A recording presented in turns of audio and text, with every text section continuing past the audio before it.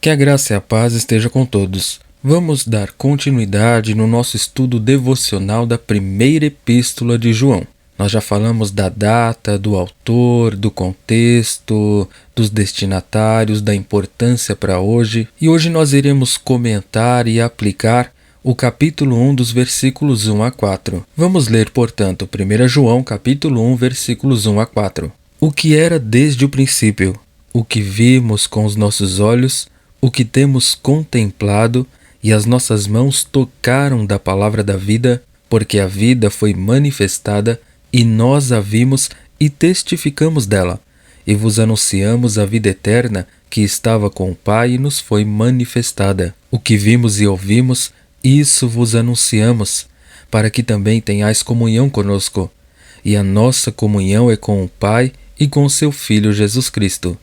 Estas coisas vos escrevemos para que o vosso gozo se cumpra. A primeira carta de João inicia-se da mesma maneira que o seu evangelho, com um prólogo, uma introdução. Quando João iniciou o seu evangelho, ele recordou-se como ele e também os outros discípulos de quem ele era porta-voz tinham observado a glória do Filho, a glória do Filho unigênito do Pai. João capítulo 1, versículo 14, que diz: E o Verbo se fez carne e habitou entre nós, e vimos a sua glória como a glória do unigênito do Pai, cheio de graça e de verdade. A seguir, João descreveu Jesus como aquele que era ao mesmo tempo Deus e o Filho de Deus vivendo no seio do Pai. João capítulo 1, versículo 18. Deus nunca foi visto por alguém.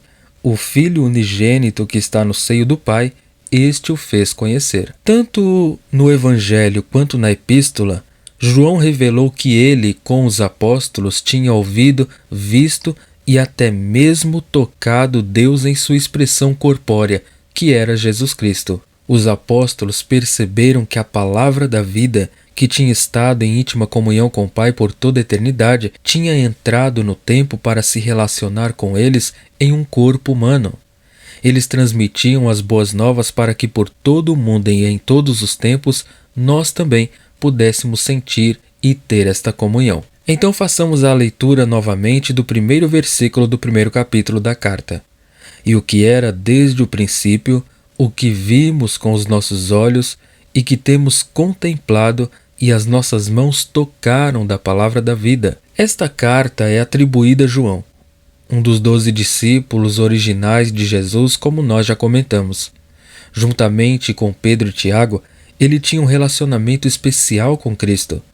Esta carta, lembrando, foi escrita entre 85 e 90 d.C. na cidade de Éfeso, antes do exílio de João para a ilha de Patmos. Jerusalém tinha sido destruída no ano 70 d.C.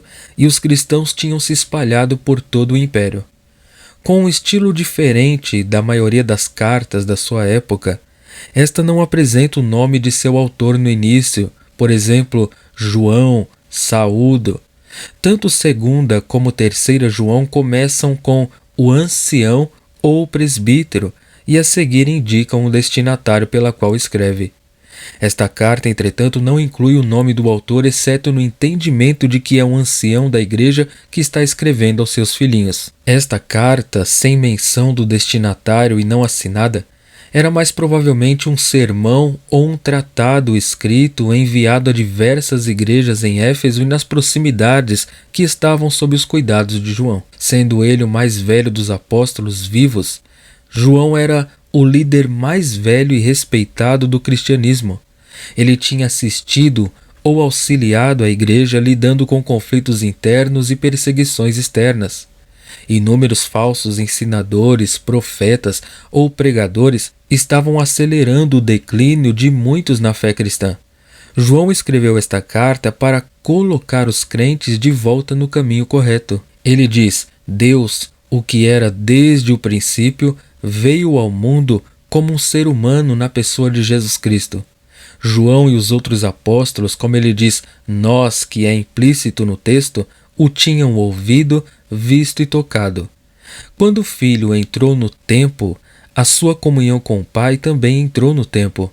Assim, ter ouvido a Jesus era o mesmo que ter ouvido ao Pai falando no Filho ou através do Filho, conforme vemos em João 14, 10 a 24. Ter visto Jesus era o mesmo que ter visto o Pai, conforme João 14, 8 a 10. E ter conhecido Jesus era o mesmo que tê-lo conhecido, pois ele é, como diz, um só com o Pai. João capítulo 10, versos 30 e 38. João chamou Jesus de Palavra da Vida. No seu evangelho, João tinha escrito: no princípio era o Verbo, e o Verbo estava com Deus, e o Verbo era Deus. João capítulo 1, versículo 1, vocês conhecem. Sendo o Verbo, ou a Palavra da Vida, o Filho de Deus transmite e expressa Deus perfeitamente. O uso que João faz de a Palavra é um bom título para o Filho, que tanto criou o universo com Deus, como veio à Terra para ser a expressão perfeita de Deus à humanidade. Jesus, a Palavra, revela a mente de Deus aos seres humanos. Jesus Cristo não é somente a Palavra, ele é a Palavra da vida, a vida espiritual, a vida eterna. As pessoas podem estar vivas fisicamente, mas espiritualmente mortas. Jesus, no entanto, como a imagem expressa do próprio Deus, dá tanto a vida espiritual quanto a vida eterna a todos os que nele creem. Conforme o versículo 2, leiamos: porque a vida foi manifestada, e nós a vimos e testificamos dela, e vos anunciamos a vida eterna que estava com o Pai e nos foi manifestada. A vida divina e eterna estava em Cristo, residia em Cristo. De modo que João descreveu Jesus como aquele que é a vida que vem de Deus e repetiu o fato de que nós a vimos, nós, ele e os discípulos. Ele e os demais discípulos e milhares de outras pessoas tinham realmente visto a Jesus, tocado Jesus. Jesus era mais do que um simples ser humano. O trabalho de João durante os muitos anos depois da ascensão de Jesus ou da sua subida para a destra do Pai tinha sido testificar e anunciar a todos que Jesus é a vida eterna. Por Cristo Jesus ser a vida eterna, aqueles que nele creem também têm a vida eterna. Em grego, a expressão estava com o Pai, dita por João, sugere que a palavra estava diante do Pai. Esta expressão comum grega indicava um relacionamento íntimo, pessoal.